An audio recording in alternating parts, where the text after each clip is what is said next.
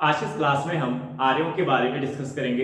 इस क्लास के थ्रू आप इस ओल्ड एनसीईआरटी राम शरण शर्मा की बुक के पढ़ने के तरीके को सीख सकते हैं। इस एनसीईआरटी के कॉन्सेप्ट, इस एनसीईआरटी के फैक्ट से यूपीएससी और स्टेट पीसीएस एग्जाम में क्वेश्चंस पूछने का जो मल्टीपल अप्रोच होता है, मल्टीपल एंगल होता है, आप उसे सीख पाएंगे। यदि आपको ये एनसीईआरटी की बुक समझ में नहीं आती तो धीरे धीरे आपको ये एनसीईआरटी की बुक समझ में आने लगेगी। यदि आपको शॉर्ट नोट्स बनाना नहीं आता है तो धीरे धीरे आप शॉर्ट नोट्स बनाना भी सीख जाएंगे यदि आप क्लास को रेगुलर बेसिस पे फॉलो करते हैं। इस एनसीईआरटी की बुक के भीतर किस चैप्टर पे, किस टॉपिक्स पे आपको ज्यादा फोकस करना है, किस पे कम फोकस करना है, यानी आप अपने टाइम को स्मार्ट तरीके से कैसे यूटिलाइज करें, ये अप्रोच भी आपको सीखने को मिलेगा।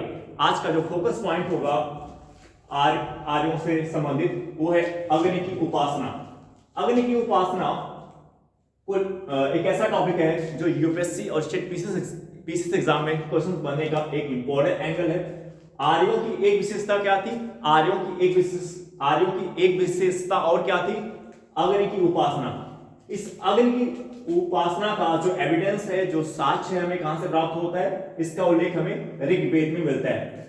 अग्नि की उपासना का उल्लेख हमें कहां पे प्राप्त होता है? ऋग्वेद में प्राप्त होता है। इस ऋग्वेद में हमें अग्निवेदी या वेदी का उल्लेख देखने को मिलता है। इस ऋग्वेद में किसका उल्लेख किया गया है? अग्निवेदी या वेदी का उल्लेख देखने को मिलता है।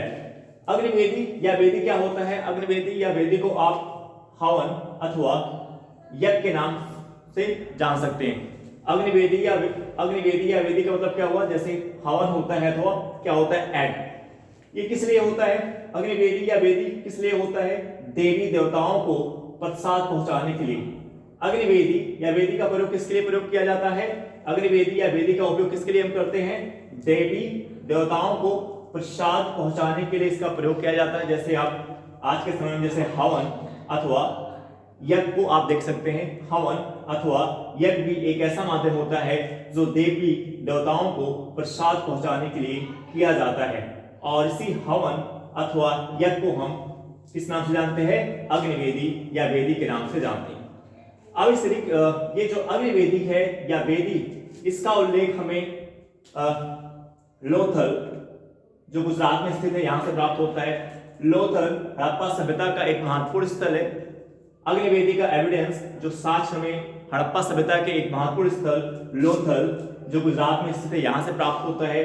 कालीबंगा, जो राजस्थान में स्थित है, यहां से प्राप्त होता है। लेकिन ध्यान दीजिएगा, आपने ये सीखा कि आर्यों की एक विशेषता क्या थी? अग्नि की उपासना।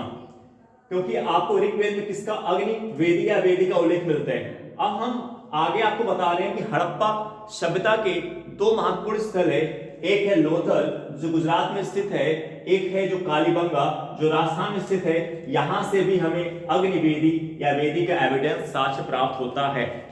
लोथल जो गुजरात में स्थित है, कालीबंगा जो राजस्थान में स्थित है, यहां से भी हमें अग्निवेदी या वेदी का एविडेंस साक्ष्य प्राप्त होता है। लेकिन ये क्या है? संदेह।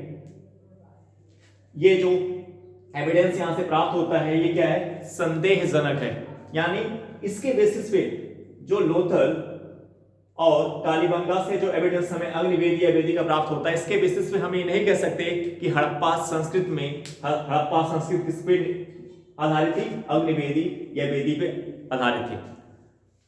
हम यहाँ पे सीख रहे हैं कि आर्यों की एक विशेषता क्या थी? अग्निवेदी या वेदी आर्य संस्कृत की एक विशेषता थी।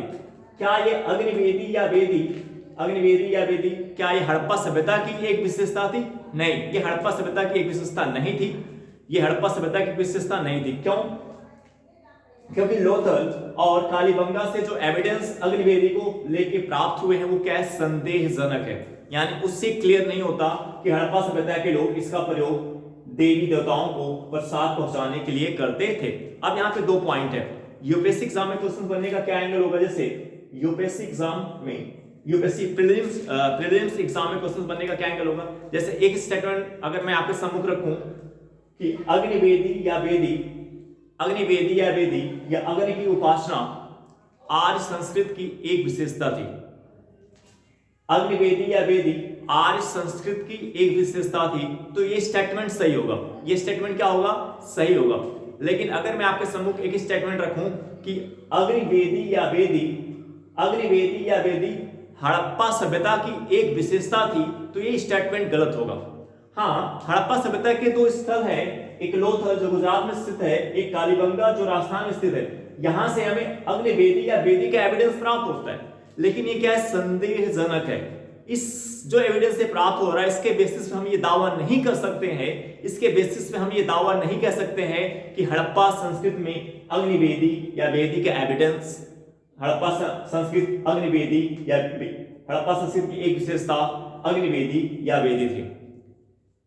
लोथल, हड़प्पा सभ्यता के जो दो महत्वपूर्ण स्थल, लोथल जो गुजरात में स्थित है, कालीबंगा जो राजस्थान में स्थित है, यहां से जो एविडेंस अग्निवेदी या वेदी का प्राप्त होता है, इसके बेसिस पे हम ये दावा नहीं कर सकते हैं कि हड़प्पा संस्कृति की एक विशेषता क्या थी, अग्निवेदी थी। हम नहीं कह सकते, क्योंकि जो एविडेंस यहां से प्राप्त हुए वो क्या है, संदेहजनक है। हाँ, लेकिन अगर इस एंगल से क्वेश्चन बनता है कि हड़प्पा सभ्यता की वो कौन से स्थल है जहां से आपको अग्निवेदी या वेदी के एविडेंस प्राप्त होते हैं, तो वो स्थल लोथल होगा, एक क्या होगा, कालीबंगा होगा। लेकिन ये संदेहजनक है, इसके बेसिस पे हम ये दावा नहीं कर सकते कि ये हड़प्पा सभ्यता की एक विशेषता थी। अगर हड़प्पा सभ्यता के इस एंगल से क्वेश्चन पूछता है कि कौन सा हड़प्पा सभ्यता का वो कौन सा स्थल है जहां से आपको अग्निवेदी या वेदी देखने को मिलता है, या अग्निवेदी या वेदी से संबंधित है, हड़प्पा सभ्यता का वो कौन सा स्थल है जो अग्निवेदी से संबंधित है। अगर इस एंगल से क्वेश्चन पूछता है कि हड़प्पा सभ्यता का वो कौन सा स्थल है जो अग्निवेदी से संबंधित है, तो एक लोथल होगा और एक क्या होगा, कालीबंगा होगा। लेकिन ये जो स्थल अग्निवेदी, ये जो लोथल और कालीबंगा अग्निवेदी से संबंधित है, इससे हम ये दावा नहीं कर सकते हैं कि हड़प्पा संस्कृति की विशेषता क्या थी, अग्निवेदी थी। यानी हड़प्पा संस्कृति में अग्निवेदी या वेदी के माध्यम से, यानी हवन अथवा यज्ञ के माध्यम से देवी देवताओं को प्रसाद पहुंचाने के लिए इसका प्रयोग किया जाता था, ये हम दावा नहीं कर सकते। हाँ, दो स्थल हैं, हड़प्पा सभ्यता के दो स्थल हैं जो अग्निवेदी से संबंधित है, लेकिन उससे हमें ये क्लियर नहीं हो पाता, उससे स्पष्ट नहीं हो पाता कि हड़प्पा सभ्यता की, हड़प्पा संस्कृति की एक विशेषता थी। यानी हड़प्पा संस्कृति में अग्निवेदी या वेदी का प्रयोग देवी देवताओं को प्रसाद पहुंचाने के लिए किया जाता था, उसके आधार पर हम ये दावा नहीं कर सकते हैं। ठीक है, तो यहाँ पे ध्यान देना, जो क्वेश्चन बनने का जो एंगल होगा, ये एंगल होगा। स्टेटमेंट के बेसिस पे इस तरीके से पूछा जा सकता है, और जो फैक्ट बेसिस पे ये इस तरीके से पूछा जा सकता है कि कौन सा हड़प्पा सभ्यता का कौन सा स्थल है जो अग्निवेदी से संबंध रखता है। तो ये दो पॉइंट्स हो गए, और यूपीएससी या स्टेट पीसीएस एग्जाम में क्वेश्चन बनने का एंगल क्या होगा, ये पॉइंट हमने डिस्कस यहाँ पे किया। तो बहुत ही बारीकी से, बहुत ही ध्यानपूर्वक आपको देखना है ये तरीका, और यही तरीका आपकी ओल्ड एनसीईआरटी की बुक पढ़ने का होना चाहिए। एनसीईआरटी की बुक का पढ़ने का तरीका यही होना चाहिए, आपको उसकी गहराई में उतरना चाहिए।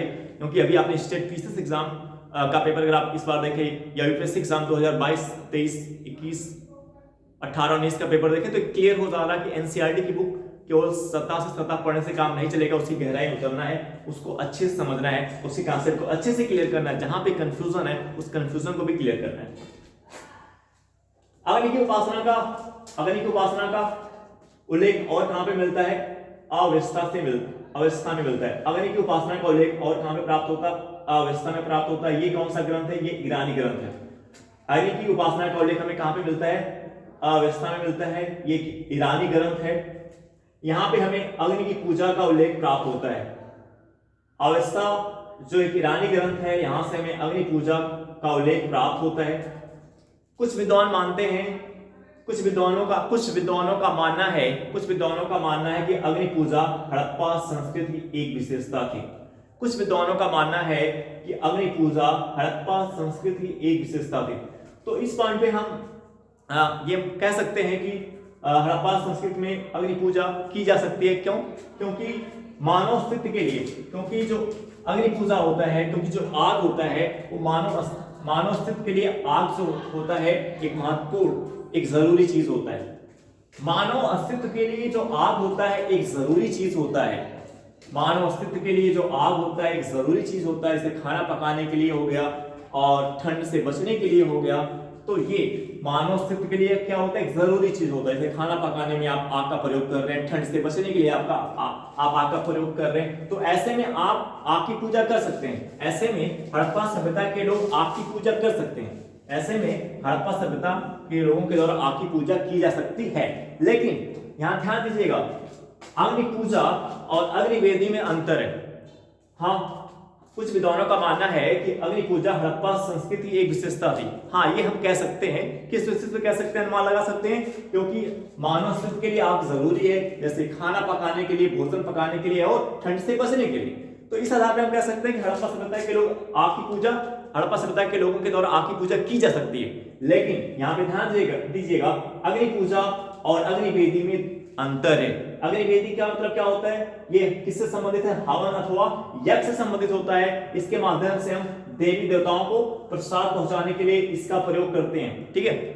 और अग्नि पूजा ये क्या होता है, क्योंकि अग्नि पूजा के बारे में हमने आपको बताया कि जैसे मानव अस्तित्व के लिए आग एक जरूरी चीज होता है, तो इस आधार पर वो आग की पूजा कर सकते हैं। तो अग्नि पूजा, आग की पूजा में अग्निवेदी में क्या है, अंतर है। यानी हड़प्पा संस्कृति की एक विशेषता अग्नि पूजा है। अगर मैं आपके सामने स्टेटमेंट रखूं कि अग्नि पूजा हड़प्पा सभ्यता की एक विशेषता थी, अग्नि पूजा हड़प्पा सभ्यता की एक विशेषता थी, तो ये स्टेटमेंट सही होगा। फर्स्ट स्टेटमेंट अगर मैं लिखूं अग्नि पूजा आर्य संस्कृति की एक विशेषता थी, दूसरा स्टेटमेंट अग्नि पूजा हड़प्पा संस्कृति की एक विशेषता थी, तो ये दोनों स्टेटमेंट सही है, ये दोनों स्टेटमेंट सही है। अग्नि पूजा और अग्निवेदी में क्या है, अंतर होता है। अग्निवेदी का मतलब क्या होता है, अग्निवेदी का प्रयोग किसके, अग्निवेदी क्या होता है, ये हवन अथवा यज्ञ से संबंधित होता है, जिसका प्रयोग हम देवी देवताओं को प्रसाद पहुंचाने के लिए करते हैं। और अग्नि पूजा से ये क्या है, भिन्न है। तो अग्नि पूजा की बात करें तो अग्नि पूजा हड़प्पा सभ्यता की एक विशेषता अग्नि पूजा थी। हड़प्पा सभ्यता की विशेषता क्या थी, अग्नि पूजा थी।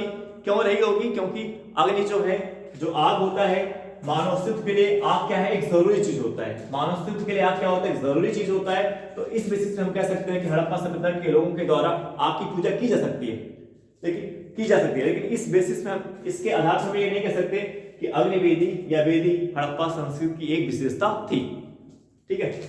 दो स्टेटमेंट फिर से मैं रखता हूं, यूपीएससी एग्जाम या स्टेट पीसीसी एग्जाम में क्वेश्चन बनने का क्या एंगल होगा। जैसे मैं अगर आपसे कहूं कि अग्नि पूजा हड़प्पा सभ्यता की एक विशेषता थी, अग्नि पूजा हड़प्पा सभ्यता की एक विशेषता थी। दूसरा स्टेटमेंट अग्निवेदी हड़प्पा सभ्यता की एक विशेषता थी, अग्निवेदी हड़प्पा सभ्यता की एक विशेषता थी, तो ये दूसरा स्टेटमेंट गलत होगा, ये दूसरा स्टेटमेंट गलत होगा, फर्स्ट स्टेटमेंट सही होगा। मैं आपको क्या सिखा रहा हूं, यहां पे ध्यान दीजिए, अग्निवेदी या अग्नि पूजा में अंतर होता है। हड़प्पा अग्नि पूजा हड़प्पा सभ्यता की एक विशेषता थी, लेकिन अग्निवेदी हड़प्पा सभ्यता की एक विशेषता नहीं थी। फिर से आप देखिएगा, अग्नि पूजा हड़प्पा सभ्यता की एक विशेषता रही होगी। अग्नि पूजा हड़प्पा सभ्यता की एक विशेषता रही होगी। क्यों? क्योंकि आग जो होता है मानव अस्तित्व के लिए एक जरूरी चीज होता है, जैसे खाना पकाने के लिए और ठंड से बचने के लिए। तो अग्नि पूजा हड़प्पा सभ्यता की एक विशेषता रही होगी, एक विशेषता थी, लेकिन अग्निवेदी हड़प्पा सभ्यता की एक विशेषता नहीं थी। क्यों नहीं थी, उससे इससे रिलेटेड पॉइंट हमने आपको पहले ही आपको बता दिया। एक कॉन्सेप्ट आपको क्लियर हुआ। अब हम आगे बढ़ते हैं। अग्नि की उपासना को लेकर के देखें, यूक्रेन से हमें ईसा पूर्व 4000 से 3500 के बीच, यूक्रेन से हमें ईसा पूर्व 4000 से 3500 के बीच कुछ संरचनाएं प्राप्त होती हैं। यूक्रेन से हमें ईसा पूर्व 4000 से 3500 के बीच कुछ संरचनाएं प्राप्त होती हैं। यूक्रेन से हमें ईसा पूर्व 4000 से 3500 के बीच कुछ संरचनाएं प्राप्त होती हैं। इन संरचनाओं से अग्निवेदी जैसी, ये जो संरचनाएं हैं अग्निवेदी जैसी नहीं है। यूक्रेन से ईसा पूर्व 4000 से 3500 के बीच जो संरचनाएं प्राप्त होती हैं ये अग्निवेदी जैसी नहीं है, ये अग्निवेदी जैसी नहीं है, लेकिन इससे अग्नि पूजा का संकेत प्राप्त होता है। देखो यहां पे क्लियर हो जा रहा है, अग्नि पूजा और अग्निवेदी में क्या है, अंतर होता है। यूक्रेन से ईसा पूर्व 4000 से 3500 के बीच कुछ संरचनाएं हमें प्राप्त होती हैं, जिससे स्पष्ट होता है कि ये संरचनाएं अग्निवेदी जैसी नहीं है, ये संरचनाएं अग्निवेदी जैसी नहीं है, लेकिन इन संरचनाओं से हमें अग्नि पूजा का संकेत प्राप्त होता है, ये संरचनाएं अग्निवेदी जैसी नहीं है, लेकिन इन संरचनाओं से हमें अग्नि पूजा का संकेत प्राप्त होता है। यहां पे भी क्लियर हो जा रहा है कि अग्नि वेदी और अग्नि पूजा में क्या होता है, अंतर होता है। अग्नि वेदी क्या होता है, ये हवन अथवा यज्ञ से संबंधित होता है। अग्निवेदी क्या होता है, ये हवन अथवा यज्ञ से संबंधित होता है, जहां पे हम देवी देवताओं को प्रसाद पहुंचाने के लिए इस अग्निवेदी का प्रयोग करते हैं। और जो अग्नि पूजा होती है, अग्नि पूजा का आधार हो सकता है जैसे आग हमारे जीवन में एक महत्वपूर्ण भूमिका प्ले कर रहा है, एक रोल प्ले कर रहा है। कोल्ड से बचने के लिए हम आग का प्रयोग कर रहे हैं, भोजन पकाने के लिए हम आग का प्रयोग कर रहे हैं, तो इससे हमें उस आग के महत्व के बारे में पता चल रहा है, तो इस बेसिस हम उसकी पूजा कर सकते हैं। ठीक है, तो अग्निवेदी और अग्नि पूजा में क्या होता है, अंतर होता है। अब हम बात करेंगे पशु बलि। आर्य संस्कृत की एक महत्वपूर्ण विशेषता क्या थी, पशु बलि। आर्य संस्कृत की एक महत्वपूर्ण विशेषता क्या थी, पशु बलि। लेकिन यदि मैं अगर आपसे कहूं, अगर मैं आपके समूह की एक स्टेटमेंट रखूं कि पशु बलि हड़प्पा सभ्यता की एक विशेषता थी, तो ये स्टेटमेंट क्या होगा, गलत होगा। आपके पढ़ने का तरीका यही अप्रोच ही होना चाहिए। जैसे आपने हड़प्पा सभ्यता पढ़ लिया, हड़प्पा सभ्यता हमने आपको पढ़ाया, अब मैं हड़प्पा सभ्यता के बाद आपको आर्यों के बारे में पढ़ा रहा हूं। किसके बारे में पढ़ा रहा हूं, आर्यों के बारे में पढ़ा रहा हूं। तो आर्यों की एक विशेषता क्या है, आर्यों की एक विशेषता क्या है, पशु बलि। आर्यों की एक विशेषता क्या है, पशु बलि है। अब यहां पे आपको सोचना चाहिए कि इससे पहले जो आपने हड़प्पा सभ्यता पढ़ा था, क्या हड़प्पा सभ्यता की एक विशेषता पशु बलि थी? हड़प्पा सभ्यता की एक विशेषता पशु बलि थी? तो ये स्टेटमेंट क्या है, गलत है। हड़प्पा सभ्यता की पशु बलि हड़प्पा सभ्यता की विशेषता नहीं थी। पशु बलि हड़प्पा सभ्यता की विशेषता नहीं थी। अगर यूपीएससी एग्जाम में आपके समूह की स्टेटमेंट रखा जाता है, फर्स्ट स्टेटमेंट रखा गया कि पशु बलि हड़प्पा सभ्यता की एक विशेषता थी, पशु बलि हड़प्पा सभ्यता की एक विशेषता थी, तो ये स्टेटमेंट क्या होगा, गलत होगा। ये स्टेटमेंट क्या होगा, गलत होगा, क्योंकि पशु बलि आर्यों की एक विशेषता थी। पशु बलि किसकी विशेषता थी, आर्यों की एक विशेषता थी। पशु बलि किसकी एक विशेषता थी, आर्यों की एक विशेषता थी। पशु बलि हड़प्पा सभ्यता की विशेषता नहीं थी। पशु बलि हड़प्पा सभ्यता की विशेषता नहीं थी। पशु बलि आर्यों की एक विशेषता थी। पशु बलि क्या होता है, एक महत्वपूर्ण आर्य अनुष्ठान होता है, जिसको हम हवन अथवा यज्ञ के नाम से जान सकते हैं। पशु बलि क्या होता है, महत्वपूर्ण आर्य अनुष्ठान होता है, जिससे हम हवन अथवा यज्ञ के नाम से जान सकते हैं, जिसमें पशुओं की क्या दी जाती है, बलि दी जाती थी। पशु बलि आर्यों का एक महत्वपूर्ण अनुष्ठान होता था, जिससे हम हवन अथवा यज्ञ के नाम से जानते हैं। इस हवन अथवा यज्ञ में पशु क्या की जाती, बलि दी जाती थी।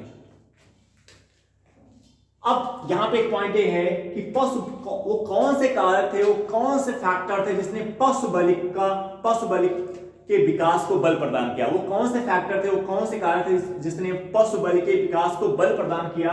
उसमें एक कारक है मांसाहारी। आर्य जनजातियों का क्या होना, आर्य जनजातियों का मांसाहारी होना। आर्य जनजातियों का मांसाहारी होना पशु बलि के विकास का एक महत्वपूर्ण कारण था। आर्य लोगों का जनजातीय होना, आर्यों का जनजातीय होना, आर्यों का जनजाति होना यानी मांसाहारी होना, आर्यों का जनजाति होना यानी मांसाहारी होना पशु बलि के विकास का एक महत्वपूर्ण कारक था। दूसरा कारक क्या हो सकता है, दूसरा कारक है कि ये जो जनजाति थे, ये आर्य जो जनजाति लोग थे, ये दूध एवं गब उत्पादों के लिए पशुपालन नहीं करते थे।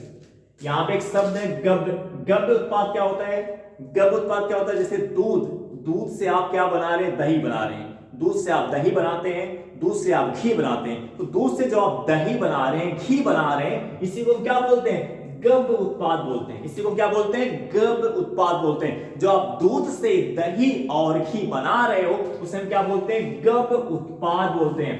तो आर्य लोग यानी आर्य जो जनजातीय लोग थे, आर्य लोग जो है दूध एवं गब उत्पादों के लिए पशुपालन नहीं करते थे।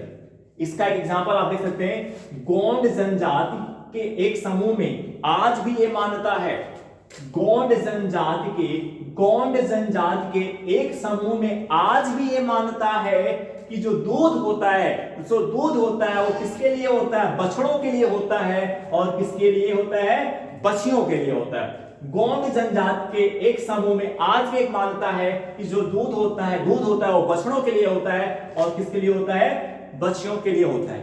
इस कारक ने भी पशु बल के विकास को बल प्रदान किया। ठीक है, नेक्स्ट पॉइंट, इस पशु बल के अंतर्गत हम एक महत्वपूर्ण कीवर्ड जानते हैं अश्व बल के बारे में। आर्य संस्कृत में आर्यों की विशेषता क्या थी, पशु बल। अश्व बल भी आर्य संस्कृत की एक महत्वपूर्ण विशेषता थी। अश्व बल भी आर्यों की एक महत्वपूर्ण विशेषता थी। यहां पे आप देख सकते हैं ऋग्वेद की 10वीं पुस्तक में 2 श्लोक घोड़े की बल के प्रति समर्पित हैं। अश्व बल आर्य संस्कृति की एक विशेषता थी। ऋग्वेद की 10वीं पुस्तक में 2 श्लोक घोड़े की बल के प्रति समर्पित हैं। और इस पशु बल के क्षेत्र कौन कौन से थे, कौन कौन से क्षेत्र हैं जो पशु बल से संबंधित थे। आर्यों के वो कौन कौन से क्षेत्र थे जो पशु बल से संबंधित थे। उसमें एक आता है यूक्रेन, दक्षिण रूस, मध्य एशिया, यूरोप, काकेशिया किस क्षेत्र में आता है, रूस के क्षेत्र में आता है। काकेशिया किस क्षेत्र में आता है, रूस के क्षेत्र में आता है। तो हर आर्यों के पशु बल से संबंधित क्षेत्र लोकेशन कौन कौन से, यूक्रेन किस महाद्वीप में है, यूरोप महाद्वीप में है। यूक्रेन किस महाद्वीप में, यूरोप में है। और कौन है, दक्षिण रूस है, मध्य एशिया है, काकेशिया है। अब आप देखिए, आप हिस्ट्री के अंदर ये जो फैक्ट आप पढ़ रहे हैं ये जियोग्राफी का फैक्ट है। हिस्ट्री के अंदर आपको किसका फैक्ट देखने को मिल रहा है, जियोग्राफी का फैक्ट देखने को मिल रहा है। तो आप जब हिस्ट्री आप पढ़ रहे हैं तो ये मत समझें कि आप हिस्ट्री पढ़ रहे हैं। अगर आपके पढ़ने का तरीका स्मार्ट है, अप्रोच है, तो आपको लगेगा कि आप हिस्ट्री के थ्रू आउट आप जियोग्राफी भी पढ़ रहे हैं, आप इकोनॉमिक्स भी पढ़ रहे हैं, आप सोसाइटी भी पढ़ रहे हैं हिस्ट्री के थ्रू आउट। अगर आपके पढ़ने का तरीका क्या स्मार्ट है तो इस फैक्ट को अगर आपको दिमाग में बैठाना है तो इसके लिए आपको मैप देखना पड़ेगा। यदि आप यूपीएससी और स्टेट पीसी एग्जाम क्लियर करना चाहते हैं तो आपके अंदर सेल्फ स्टडी का अप्रोच भी होना चाहिए।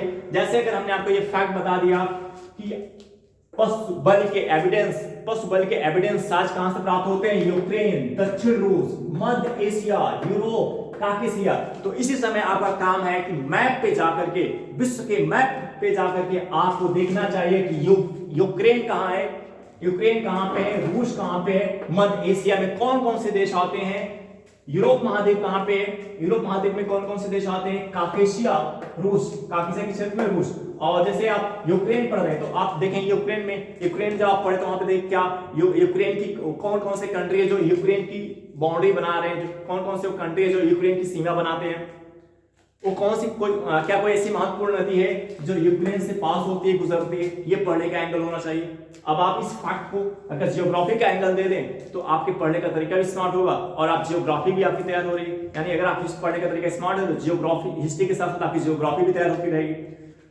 और हिस्ट्री, अगर आपने हिस्ट्री को जियोग्राफी के एंगल से देखा तो जियोग्राफी पे पकड़ आपकी बहुत ही मजबूत हो जाएगी। जियोग्राफी पे हिस्ट्री के थ्रू आउट अगर आप हिस्ट्री के अंदर जियोग्राफी के एंगल से, हिस्ट्री के अंदर जो कुछ पॉइंट्स जियोग्राफी के होते हैं, अगर आपने उसको जियोग्राफी के एंगल से पढ़ा तो जियोग्राफी से रिलेटेड जो क्वेश्चंस आते हैं, काफी क्वेश्चंस आप एग्जाम में सही कर सकते हैं। तो आप इस फैक्ट के लिए आपको किसका प्रयोग करना है, मैप का प्रयोग करना है। मैप पे आपको जाके देखना है कि ये पॉइंट कहां पे लोकेटेड है और इसमें इंफॉर्मेशन क्या कलेक्ट कर सकते हो। जैसे आप यूक्रेन की बात कर रहे हैं तो आपको देखना है कि यूक्रेन कहां पे लोकेटेड है और कौन कौन से देश उसकी सीमा बनाते हैं। क्या वो किसी ओशियन के पास है, किसी सागर के पास है, या कोई महत्वपूर्ण नदी है जो उससे पास हो रही, गुजर रही है। अगर रूस की बात करें तो रूस की कौन सी महत्वपूर्ण नदी है, रूस किसकी सीमा बनाता है, रूस किस सागर के पास स्थित है, कौन कौन से देश रूस की सीमा बनाते हैं। तो ये आपके एंगल होने चाहिए देखने के। तो एक पॉइंट यहां पे अगर हम देखें, आप इस पॉइंट पे अगर देखें यूपीएससी या स्टेट पीसीएस एग्जाम में क्वेश्चन कैसे पूछ सकते हैं। इस बार का जो स्टेट पीसीएस का एग्जाम हो आप जाके देखें, जितने भी क्वेश्चंस आए वो सभी एनसीईआरटी के बुक से, मैक्सिमम क्वेश्चंस एनसीईआरटी की बुक से पूछे गए और एनसीईआरटी के कॉन्सेप्ट से और एनसीईआरटी के फैक्ट से पूछे गए। जो लूसेंट आप पीसीएस के लिए पढ़ते हो, जो मार्केट में मोटी मोटी किताबें आप पीसीएस एग्जाम के लिए पढ़ते हो, उसको पढ़ने की बिल्कुल जरूरत नहीं है। जो मोटी मोटी किताबें आप ये जो पीसीएस का पेपर हुआ है 2024 का, इससे क्या क्लियर हो रहा है कि जो आप मार्केट में मोटी मोटी किताबें जीएस के लिए पढ़ रहे हैं उसके लिए पढ़ने की बिल्कुल जरूरत नहीं है। ओनली आपको NCERT old also new NCERT आती है उसको फॉलो करना है, प्रीवियस क्वेश्चन पेपर फॉलो करना है, टेस्ट सीरीज फॉलो करना है। ये 3 पॉइंट अगर आपने फॉलो कर लिया तो आपके लिए एग्जाम क्या होगा, काफी आसान हो जाएगा। अगर आप रेगुलर, अगर आप मेहनत करने वाले व्यक्ति हैं, डेली आप समय दे पाते हैं, डेली आप 8 से 10 घंटे, 6 से 8 घंटे, 8 से 10 घंटे अपनी जरूरत अनुसार अगर आप पढ़ पाते हैं तो एग्जाम आप बहुत आसानी से क्लियर कर सकते हैं। और उसके लिए आपको एनसीईआरटी की बुक पे आपकी पकड़ होनी चाहिए। इस 2024 के state PCS exam, UP PCS exam से पॉइंट भी क्लियर हो गया कि एनसीईआरटी पे आपको पकड़ बनाना बहुत जरूरी है, क्योंकि मैक्सिमम क्वेश्चंस आपको एनसीईआरटी के कॉन्सेप्ट और एनसीईआरटी के फैक्ट्स से आपको देखने को मिलेंगे। तो एनसीईआरटी आपके सक्सेस में एक इंपॉर्टेंट रोल प्ले करेगा, चाहे वो यूपीएससी का एग्जाम हो, चाहे स्टेट पीसीएस का एग्जाम हो, और आपके पढ़ने का अप्रोच भी यही होना चाहिए। आई होप दैट क्लास आपको समझ में आई होगी। हम आपसे नेक्स्ट वीडियो मिलेंगे। Okay, bye.